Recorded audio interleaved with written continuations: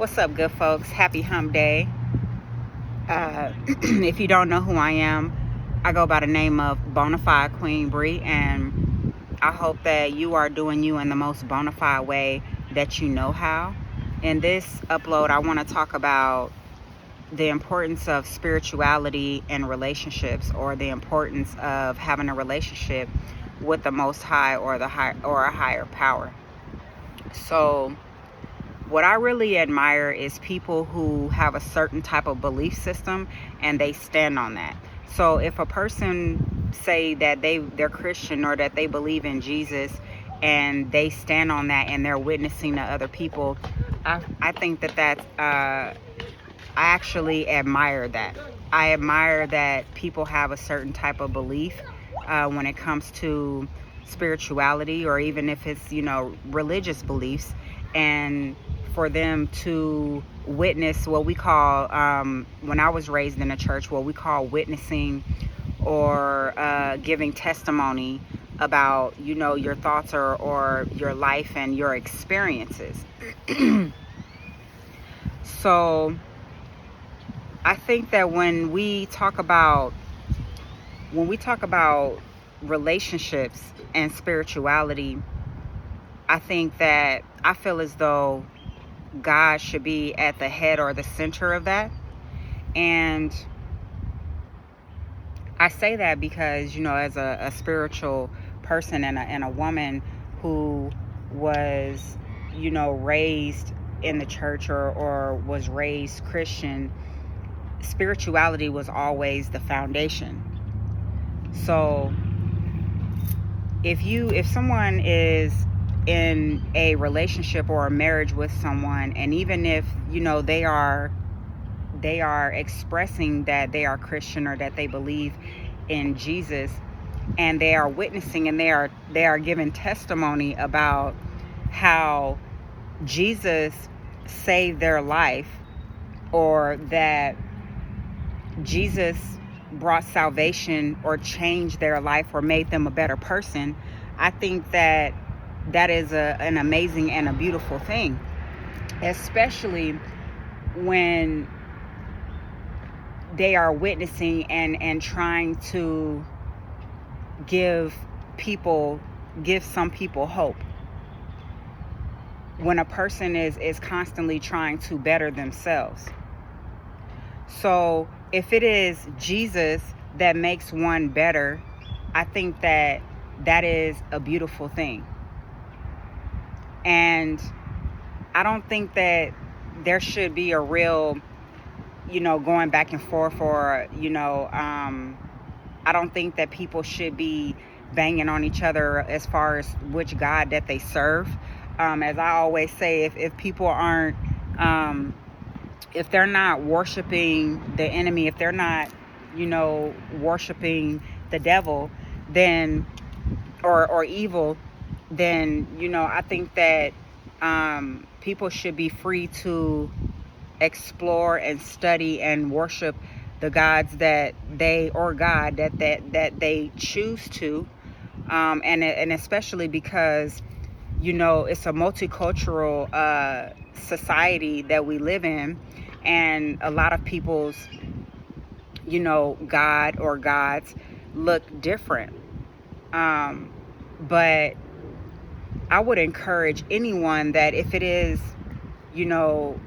Jesus that that helps to liberate them, that brings them peace, or helps to change them and refine them from the inside out, that makes them, to help make them a better person, I think that more power should be given to them. I will wish them the best, and more power to you.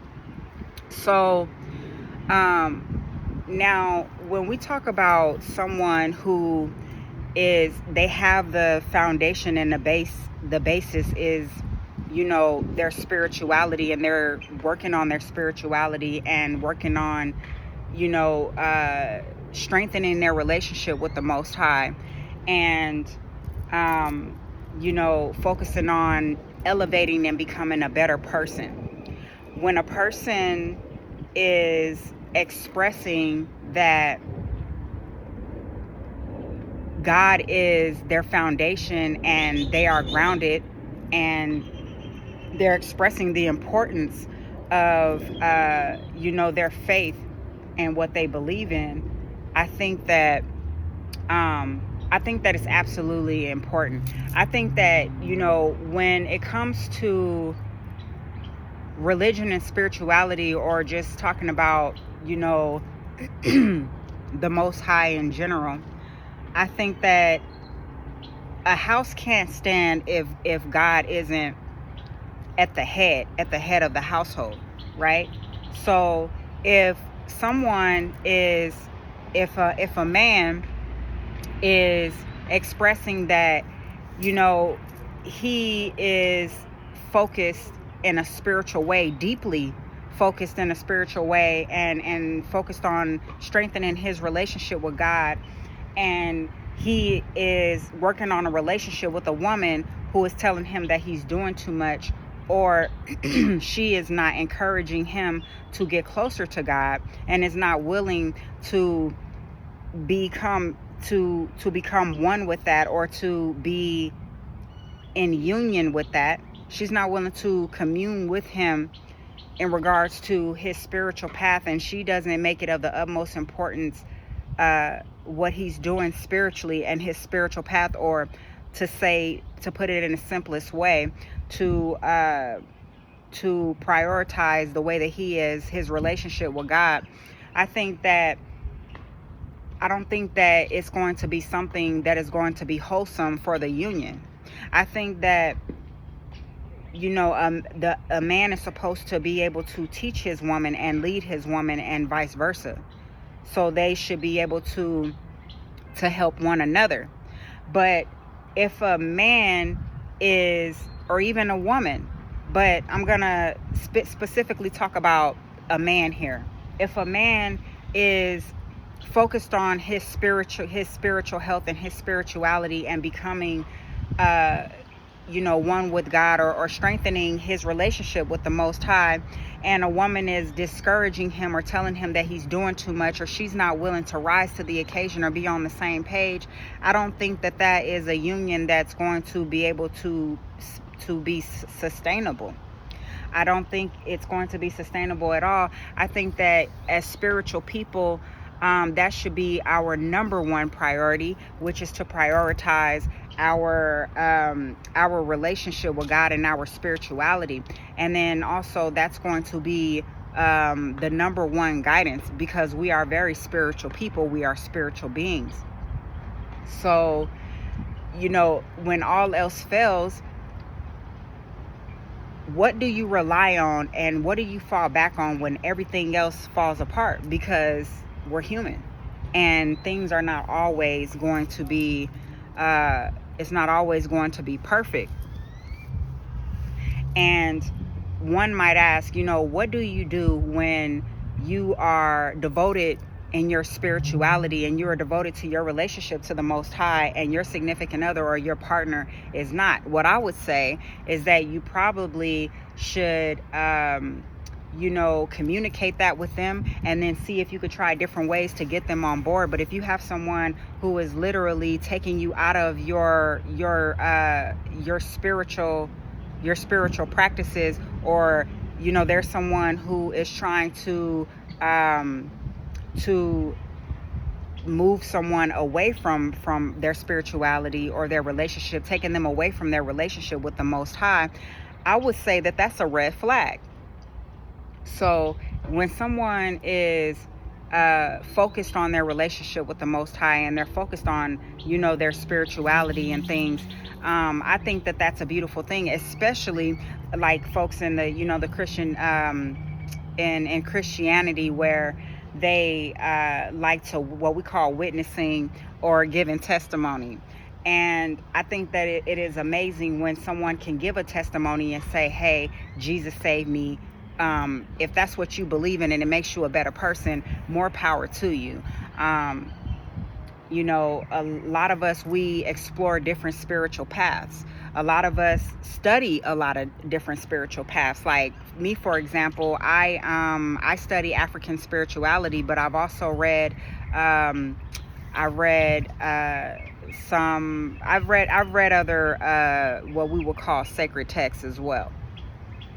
So if God is not at the head of a union, I just don't, in my culture where I come from, I just don't see that, that is something that is sustainable.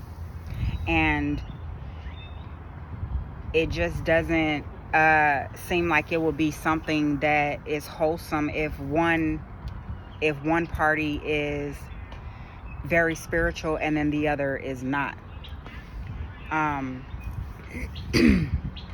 Also, it's also a red flag if someone is expressing that, this is what they're doing and this is what they love, and they're constantly getting, they're getting negativity, or someone that is constantly trying to discourage them from their path. That is a red flag. And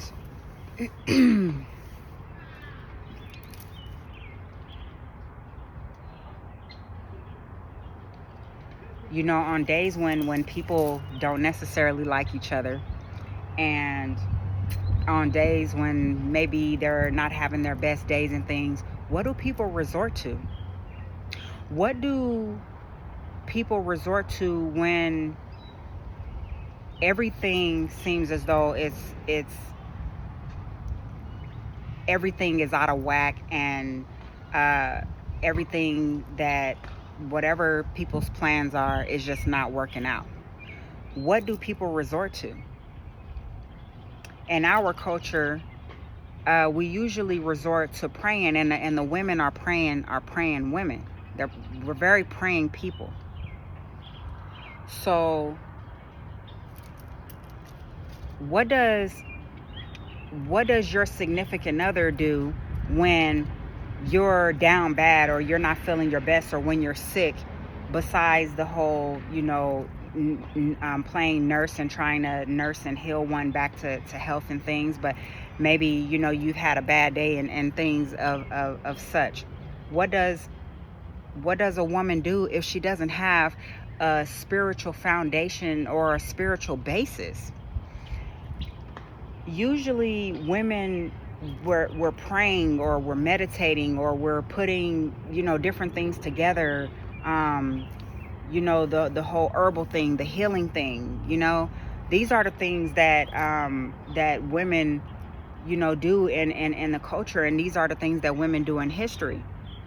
So if one asks me if I think that it's a red flag that someone is focused on their spiritual path and their spirituality, and focused on strengthening their relationship with God, and there is something or someone that is trying to pull them away from that, I would say, from in the culture that I come from, that is a big red flag. And some people, they probably don't have the same culture and things. They could come from a different background, their significant other. And then there's a teaching, and then there's a learning process. And a lot of times, your significant other is willing to come on board, and is willing to learn, and is willing to, find out the mysteries of this God that you serve, or that you worship, or that you feel as though you're one with, this God that lives within you, right? And if an individual is literally refusing to, be a part of that, I don't see that that's compatible. So we talk about, compatibility as far as the things that we like, and, some of the things that are just natural, no-brainers, and ways that we click with our significant other, right? There's the compatibility of the natural and the physical world, but then what about the compatibility spiritually? I think it's very important that people choose people that they are compatible with spiritually, and that they are compatible with energetically, because some people who might be of a softer energy, or who maybe a little bit more quieter, they might be able to be in union with someone who's a little bit more harder or a little bit rough around the edges, or someone who's a little bit more masculine, or someone who tends to be a little bit more outgoing, or what some people may call loud. So it really just depends. Are people compatible energetically? Because sometimes people they are compatible with, and they attract and they really do well with people of their same likeness, meaning the people that may be a little bit soft, or the people that may be a little bit more outgoing or